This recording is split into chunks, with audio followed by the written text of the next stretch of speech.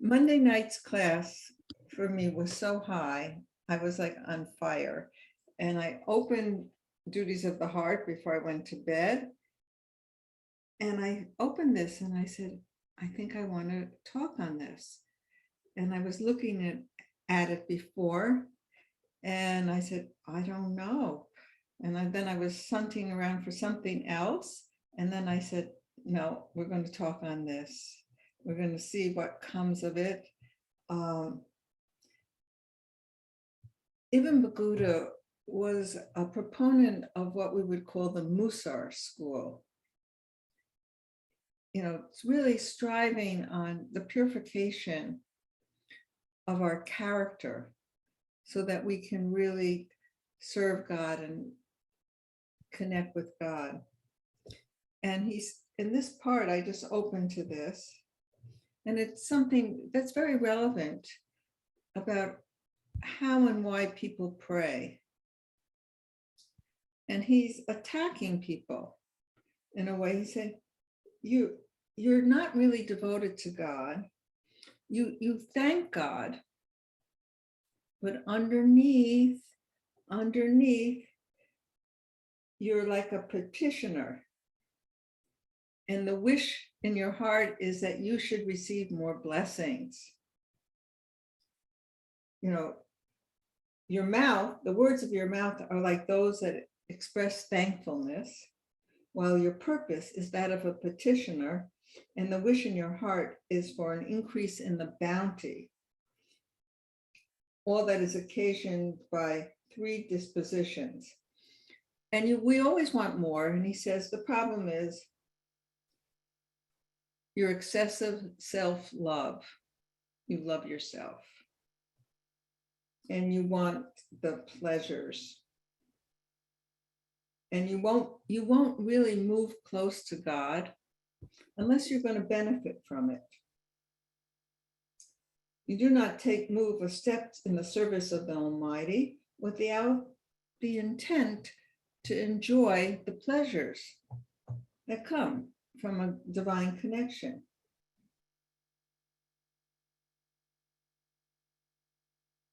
And you do that because you don't really have a comprehension of the tremendous kindness of God. You don't, you know, we're asking for little things of God, but we're not really aware of everything that God is doing for us and for everyone in the world, or at all times.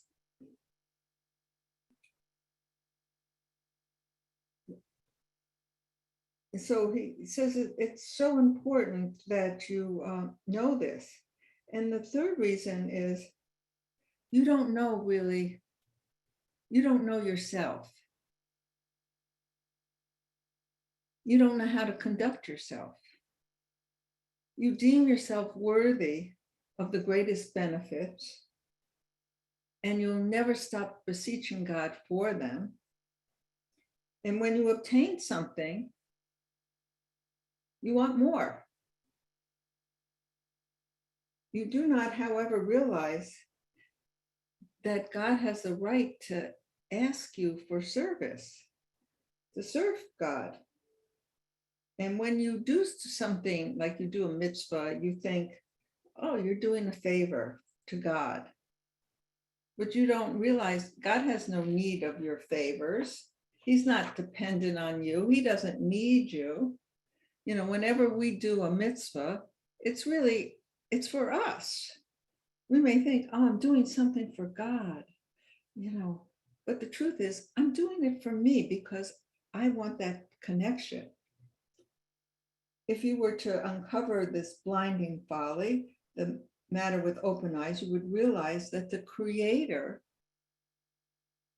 who created you, thinks of you, and knows what is good for you and what really benefits you. And so when we realize that, we would offer great thanks to God with a perfect heart. Then you wouldn't be disturbed by what you don't have in the world and rest your hope on what disturbs you and keeps you from recognizing the bounties. So often things happen that in our life that disturb us and they trouble us, and we are consumed with them, and we're not recognizing that God is still giving us so much. And it is impossible that you should attain what you are fit for. Then you would rest in hope and keep from. It's impossible that you would not attain. You're not going to attain. You think what you're fit for. You're going to get everything that you should get. This is what he's saying. And when it becomes due to you by reason of your service, you're open to receive it, and not merely because you hope for it and fix your mind on it. So it's a hard thing to understand, but what I was thinking about, it's so often when people come to pray, they're praying for something that they want from God. They're coming as a petitioner. They're not coming with the desire for the closeness. The biggest mitzvah is to love God, to know God and to love God. But we're asking God, give me this, give me parnosa, give me love, give me health. And it's okay that we do that. But there's always the separation between God, the giver, and us, the petitioner. I think he's alluding to that, and to know that God knows you and is giving you what you want or what you need for your growth.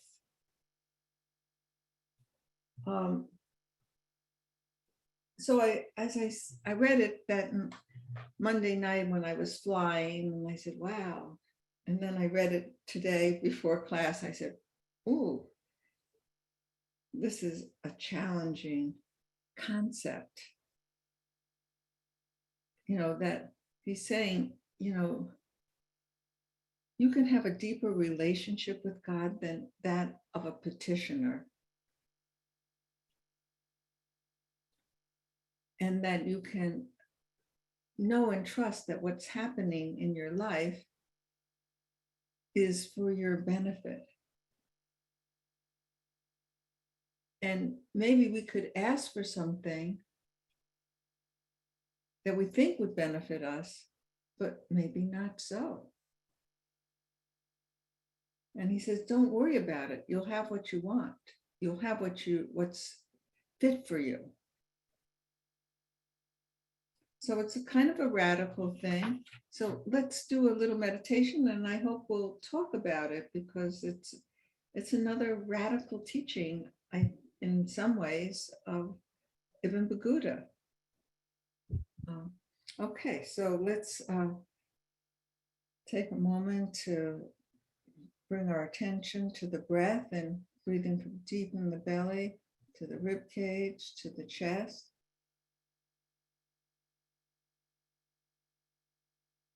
Exhaling and just using the breath as the vehicle to go inside.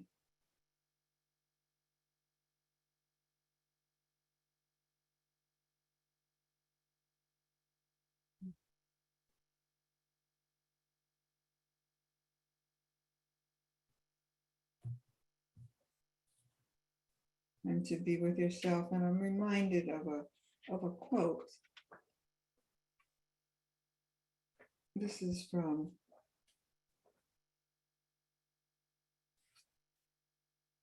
The Long Shorter Way, from Rabbi Adin Steinsaltz. Do you want the feeling of being close to God, or do you want the actual experience of being close to God?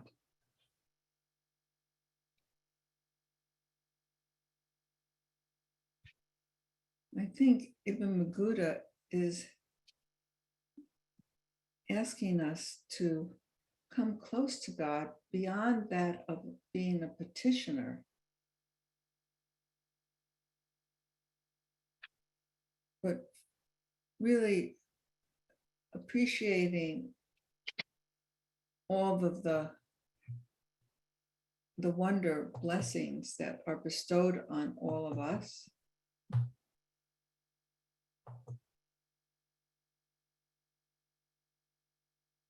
And that the ultimate mitzvah is to know God and to love God.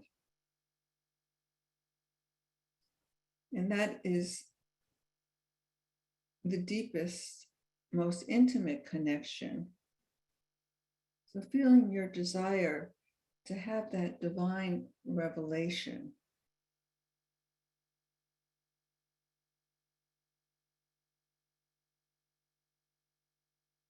And to make that your priority, make that your prayer.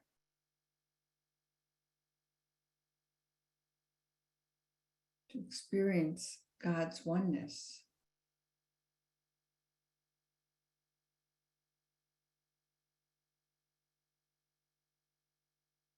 And to move beyond being simply a petitioner of bounty to something deeper and closer, more intimate.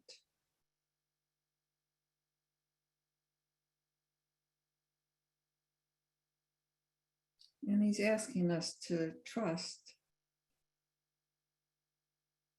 that what we have in our life is what is appropriate and good for us. And to be thankful, grateful.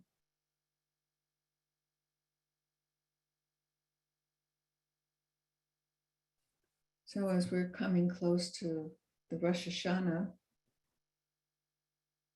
it says Rosh Hashanah is the headquarters for all blessings. But it's also the headquarters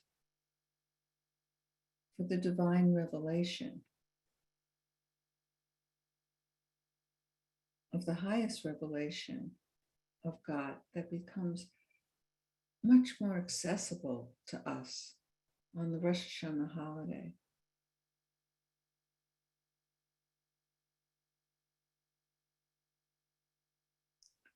So beginning to feel your yearning for that connection, that experience of Rosh Hashanah.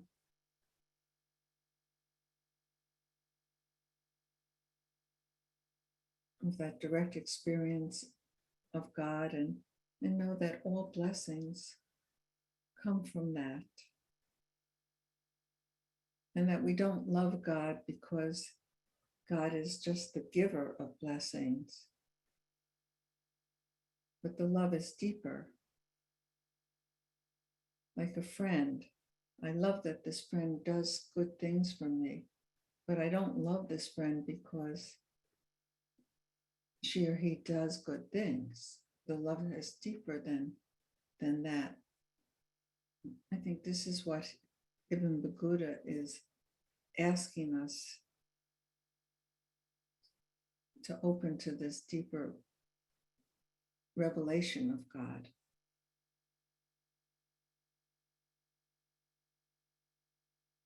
I know that we have a few weeks more to prepare for the holiday, to get ourselves in order so that we can open to receive this revelation of God as the Melech, as the King, as the Creator, as the orchestrator of all of life. So when you're ready, you can open your eyes, and I open the floor for any sharings and comments. It's a little different today, but maybe we'll understand it better together. Does anybody have any comments, questions, sharings? Judith. I have a question. Is this a basis for the development of the Kabbalistic concept of the bread of shame? Well, you could say yes, in some way. It's a different school, but the bread of shame is that God has given me so much, and I can't possibly give back. So I have a sense of shame about my incapacity to give back to God. And so he said, when you know God more, you're not asking for things.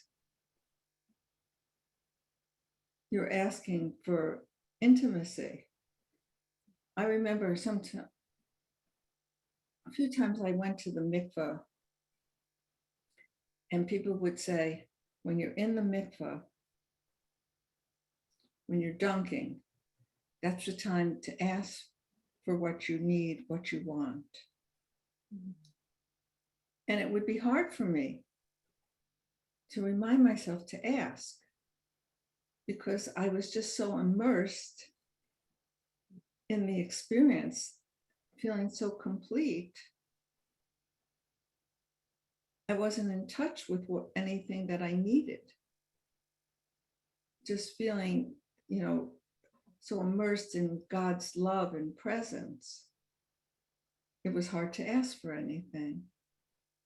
So I think, that is part of when we're just receiving, and we can't express our real gratitude and to give, that we have a sense of shame about it. And that when we become givers to God, givers to other people, we're able to better receive. Like I was talking to a client the other day, she said, I have to give more tzedakah. Said, we all have to give tzedakah, we all have to give charity, but we can't give our charity from the place that I'm bribing God. God, I'm going to give charity here, so I want you to bless me here.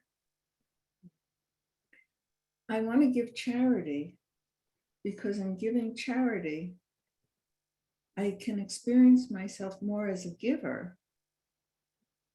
And as a giver, I can feel a deeper connection with God, who's the ultimate giver. So he's, as a Musar teacher, he's always concerned not just about, especially in this book, duties of the heart, not just what you do, but how you do it, what your intention is in doing something. Are you doing it to bribe, or are you doing it as an expression of love and gratitude? Do you have expectations? No, I think it depends. It pertains to what in our own relationships, not just with God. Am I doing this and the expectation that my friend will do that? Or am I doing it out of my heart because I love being a giver? So I'm really giving to myself because I'm enjoying pleasure. And I think, to me, when we are enjoying prayer and meditation, we're receiving the ultimate pleasure. Anybody else want to share? Gina. So I saw when we did this meditation that the most important thing is to experience God and love God and experience God's love.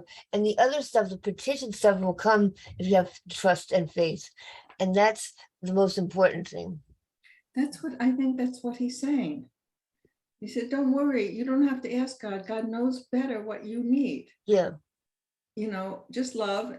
But I think sometimes we're keen to ask, and it's not bad to do it, but when we have trust, we say, okay, I know that everything's going to, and I feel that connection to God, everything is going to flow for me. And yeah, thank you, Gina. You summed it up nicely. Anybody else want to say something? And Shalom.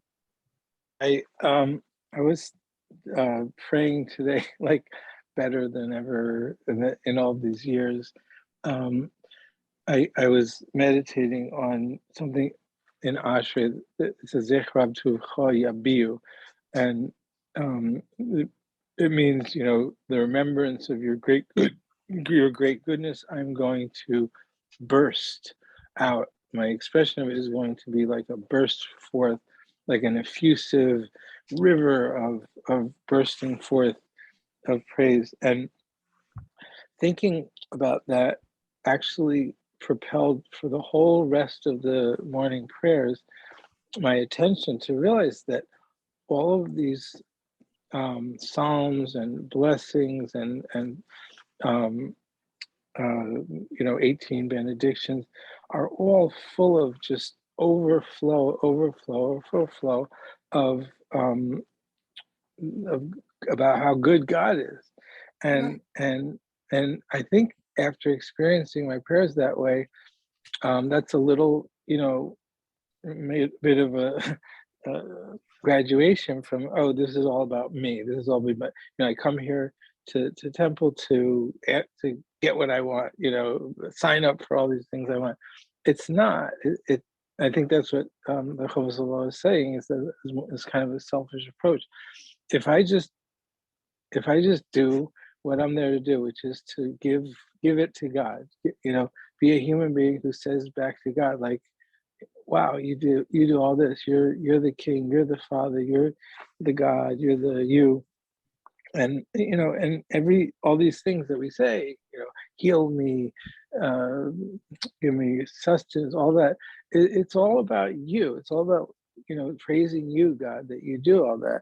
So that's just my 2 cents on this. And that if you let the words of the prayers guide you, and like that specific 7th verse, seventh sentence of the 145th Psalm that we say in Ashrei 3 times a day is beautiful. Yeah. I mean, the prayers are actually gorgeous. I think the problem that we have in Judaism, we have so many.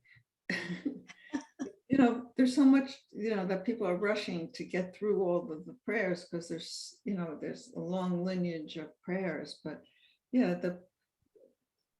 and that really is the greatest gift, is to be thankful and to express gratitude. That the spiritual pleasure that you get in prayer is more lasting than any physical pleasure that is not going to last as long. The spiritual pleasures that you get stay with your soul.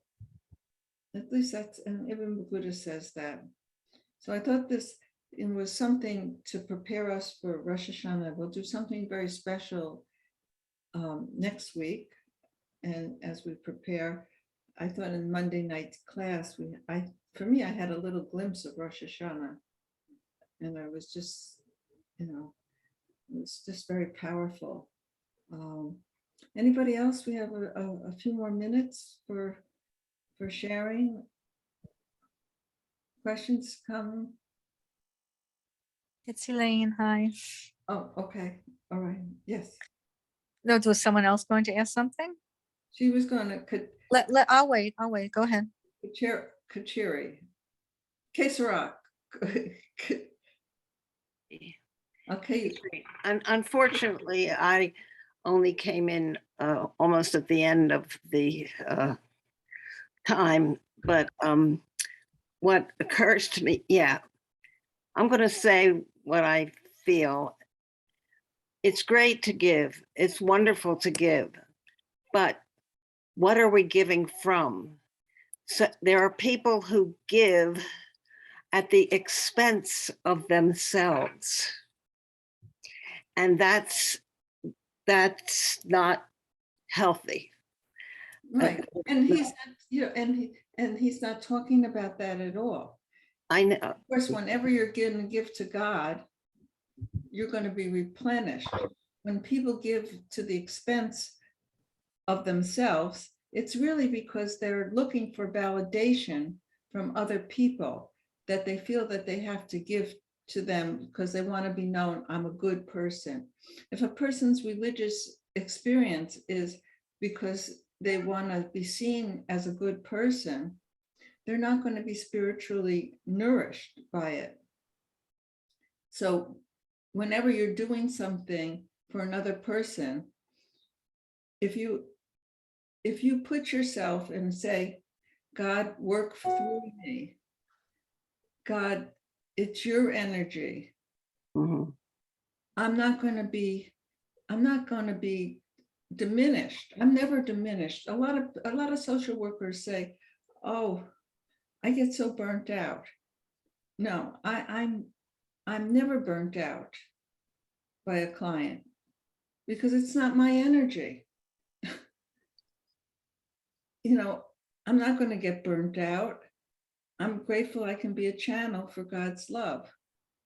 And if you can't be a channel for God's love, then you have to look at your motivation or why you're doing it.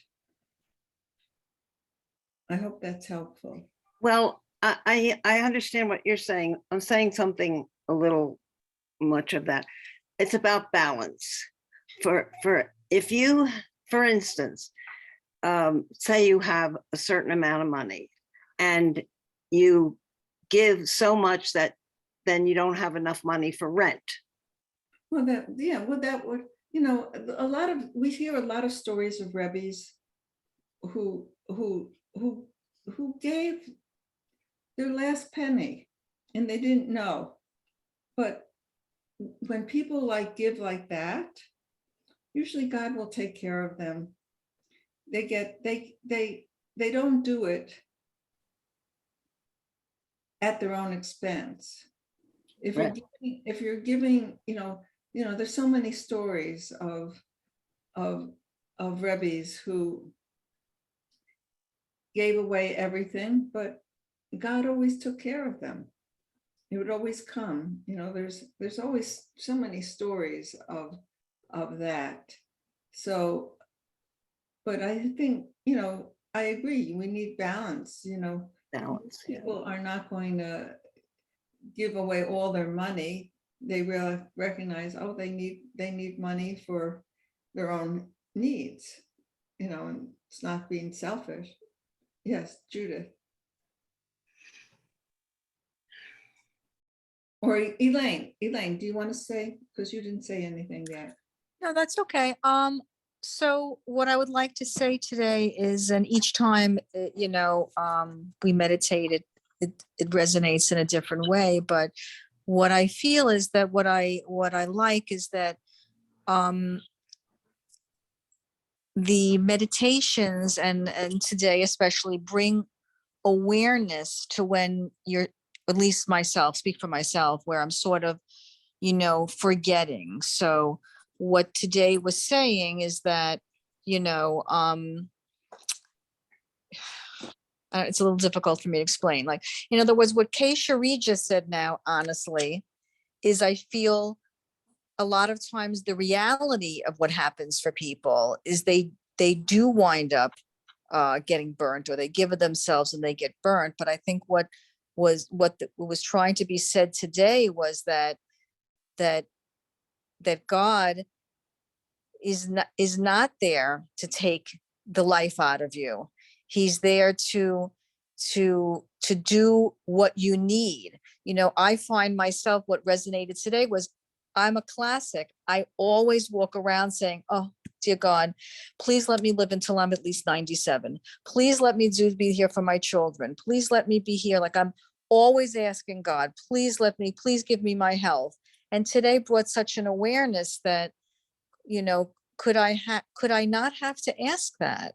Could I be good enough that I might be granted these things? And could you bring yourself into greater alignment and trust If you don't, you're not a petitioner, you're a lover. See, you use a very nice word, petitioner. When you were saying petitioner the whole time, I was thinking the word taker, sort of a taker, always asking for something, so the meditation today, brings that awareness that maybe you don't have to do that, or maybe it has to be looked upon in a different way. Right.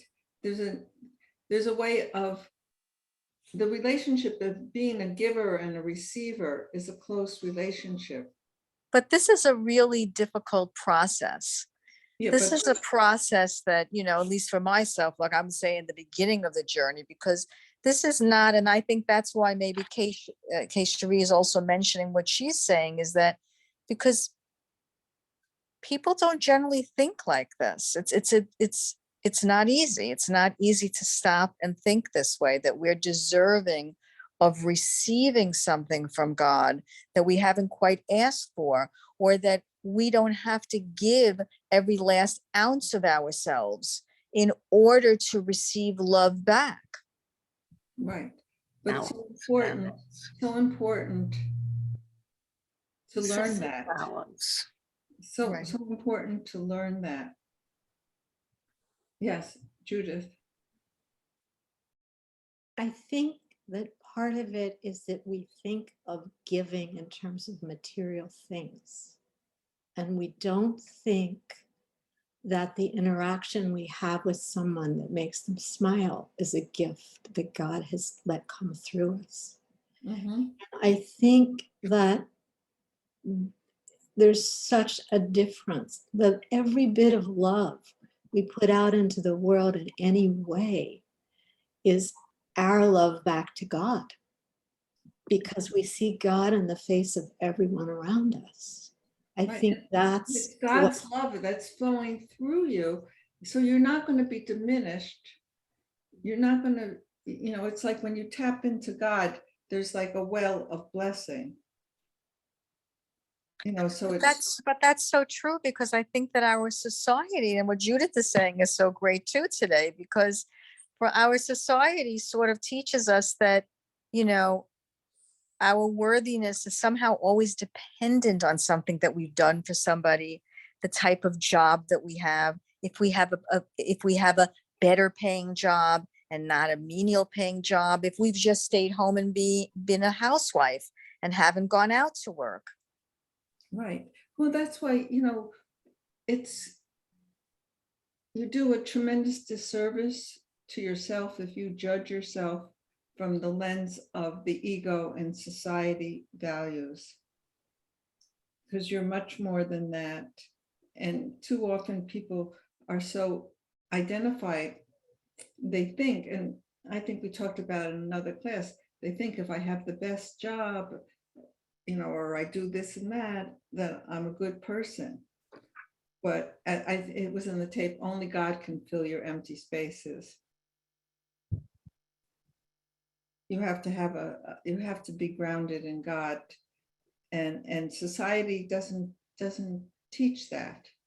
But that's what we're focusing on, for that to be not just something that we think, but something that is mamish, a direct experience. Yes, Shalom. We say in the prayer, Hashem Yoshev al Tehilas Yisrael, that God is sitting there wanting to hear the praises that Israel gives. So the simple interpretation is we're praising God and God likes it, but there's a novel interpretation. It's when we encourage each other. Those are also praises that Israel gives. So when we encourage each other, God loves it. Like God digs it all day. Right. So, yeah, all these thoughts. Yeah. Yeah. Can you imagine, God created this world for love, and when people don't love each other in this world, it's like, what are we saying to God? I don't like your creation. I like this creation, but I don't like that creation. Yeah. Anyway, so thank you so much. We ended up talking more, and wish everybody, I don't know if Wednesday, do you like Wednesday Oh, let me turn off the thing. Stop recording. Go ahead.